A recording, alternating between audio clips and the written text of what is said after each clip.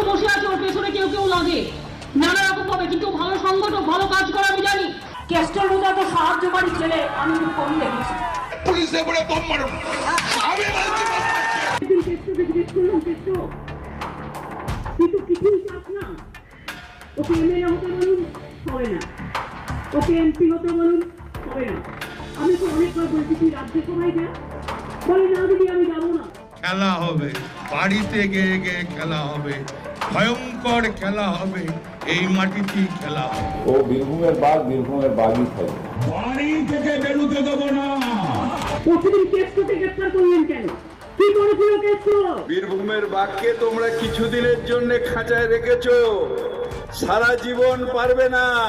আমি মনে করি কেষ্টরা ভয় পাবে না, একটা কেষ্টকে ধরলে লক্ষ কেষ্ট রাস্তায় তৈরি হবে। অনুব্রতকে বাঘ বলেছি তার লিডারশিপের জন্য। যতদিন কেষ্ট ফিরে না আসছে লড়াই আরো 3 গুণ বাড়বে। বীরের সম্মান দিয়ে ওকে জেল থেকে বের করে আনবেন, ঠিক আছে? হোগা দেখলেন যত স্ট্রং লিগ্যাল অ্যাকশন নেওয়ার দরকার আছে সেটা আমরা নিচ্ছি। প্রশাসন কোথায়? সোজা গিয়ে পুলিশের উচিত ছিল তাকে গিয়ে অ্যারেস্ট করা। পুলিশ তার ভূমিকা কদর্য করে ফেলেছে, তৃণমূলের কৃতদাস প্রমাণ করে দিল। আইনি প্রসেসটা আইনের পথে পুলিশ নিচ্ছে।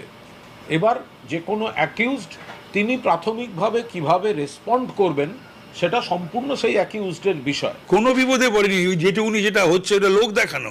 আমার একটাই প্রশ্ন, ডিজি রাজীব কুমারকে প্রশ্ন, আপনি এত বড় বড় কথা বললেন, পুলিশকে একটা গুলি করলে 4টে গুলি পুলিশ চালাবে, কোথায় গেল আপনার মেরুদণ্ড? হাওয়াই চটিতে শেষ হয়ে গেল মেরুদণ্ড। আমি চেয়েছিলাম পুলিশত্ব দেখাক, পুলিশ বলছে না আমরা কৃতদাসত্ব দেখাক। ক্রিমিনাল অফেন্স অনুযায়ী পুলিশ কেন ব্যবস্থা নিল না, তাতে বোঝা যাচ্ছে যে রাজ্যের পুলিশেরও কি দুরবস্থা। তৃণমূলের চেহারা তো বোঝা গেল। এই কথাটা আসেই না যে অনুব্রত মণ্ডল তৃণমূল বলে পুলিশ ব্যবস্থা নিচ্ছে না, এই প্রসঙ্গটা আসেই না। বোলপুরে মাগুর মাছ বিক্রি করতো আমার 500 কোটির মালিক মমতার দয়ায়। দিদি বলছে তাই সবই ম্যানেজ হবে।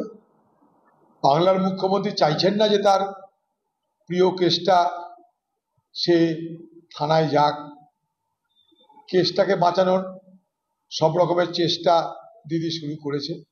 মমতা ব্যানার্জি এ রাজ্যে তার দুর্নীতির সাম্রাজ্য তৈরি করার জন্য, সন্ত্রাসের আবহাওয়া তৈরি করার জন্য কাদেরকে মণিমুক্ত খচিত তৃণমূল দল তৈরি করেছেন তার একটা উদাহরণ। মমতা ব্যানার্জি এরকম কিছু নেতা বাংলাকে উপহার দিয়েছেন। ও মমতা ব্যানার্জির বীর, ওকে বীরের সম্মান দিয়ে ওকে নিয়ে আসতে হবে তিহার জেল থেকে। যখন চরম দরম দরম গুরু বাতাসা নকুলদানা করতো, তখন তাড়িয়ে সেটা মমতা ব্যানার্জি উপভোগ করতেন। প্রত্যেকটি পুলিশ কর্মী এই রাজ্যের তারা অসন্তুষ্ট এই বিষয়টি নিয়ে। তাদের স্ত্রীকে যদি এইভাবে আক্রমণ করা হয়, তার মাকে যদি এইভাবে আক্রমণ করা হয়, আজকে তার বিরুদ্ধে কোনো ব্যবস্থা হবে না। ক্ষমা চাওয়া না চাওয়া সাসপেনশন সেটা তো দলের ব্যাপার, প্রশাসন কোথায়? কেসটা চিঠি করে দিয়েছে সেটাই যথেষ্ট।